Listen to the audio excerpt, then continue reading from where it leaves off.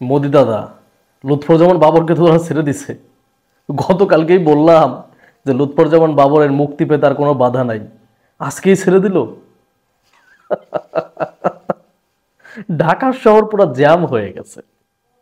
এটাই হচ্ছে লুৎফরজামান বাবরের জনপ্রিয়তা, যাকে মানুষ দেখে নাই, যার বয়স 25 বছর, সে লুৎফরজামান বাবরকে সরাসরি দেখেও নাই, শুধু কথা শুনছে।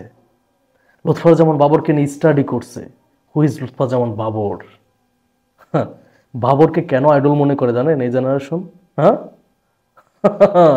এটা বোঝেন না। এখন লুৎফরজামান বাবর কিন্তু বৃদ্ধ হয়ে গেছে, চুল পেকে গেছে। যখন সে জেলে যায় তখন তার মাথায় কিন্তু জেল লাগাইতো, চুল কাটতো দেখেন কি স্টাইলে। এই লুৎফরজামান বাবরকে জেলে নিয়ে বাংলাদেশের মানুষের কাছে অজনপ্রিয় করার প্ল্যান করছিল। কিন্তু লুৎফরজামান বাবর আজকে বাংলাদেশ, আমি চ্যালেঞ্জ করে বলতে পারি, জেনারেশনের কাছে সব আইডল হিসেবে আছে লুৎফরজামান বাবর। কেন? কারণ এই জেনারেশন হচ্ছে ইন্ডিয়াকে ঘৃণা করে। এই জেনারেশন এইটা বুঝে যে ইন্ডিয়াকে বেশি ঘৃণা করে সে হচ্ছে সব থেকে বেশি দেশপ্রেমিক।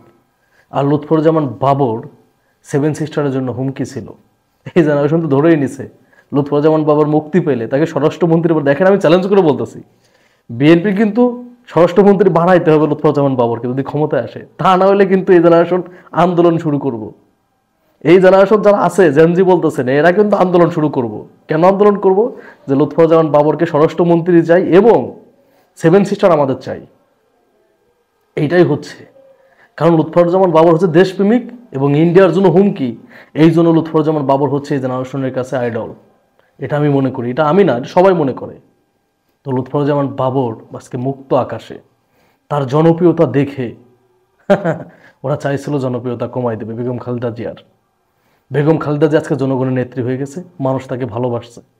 যেদিন ঢাকা এয়ারপোর্টে গেছে দেখছেন না, রাস্তার দুই পাশে মানুষের ভালোবাসা। আজকে লুৎফরজামান বাবর, শোনেন, আল্লাহ যারা উঠায়, হ্যাঁ, আল্লাহ যারা চুল ধরে টানে, নিচে আপনি যাই ধরে টানেন, নামাইতে পারবেন না। এটা মাথায় রাখতে হবে। বিএনপির সাথে যারা মজলুম নেতা এই বাংলাদেশের, তাদের সাথে আল্লাহ ছিল। আজকে তারা জনপ্রিয়তার শীর্ষে। আর ইন্ডিয়া যাদের জন্য এই বাংলাদেশের এই মানুষগুলাকে বিপদে ফেলছে, জেলে রাখছে, তারা আজকে অজনপ্রিয়।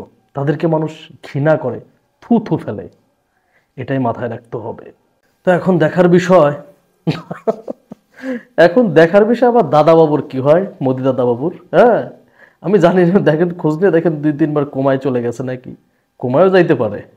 হ্যাঁ, কারণ লুৎফরজামান বাবরের জেল থেকে বের হওয়া ব্যাগটা কিন্তু সেই লেভেলের হয়েছে। সবাই তো মনে করছিল ভুলেই যাবে। কাকে মনে রাখছে বলেন? কাকে মনে রাখছে?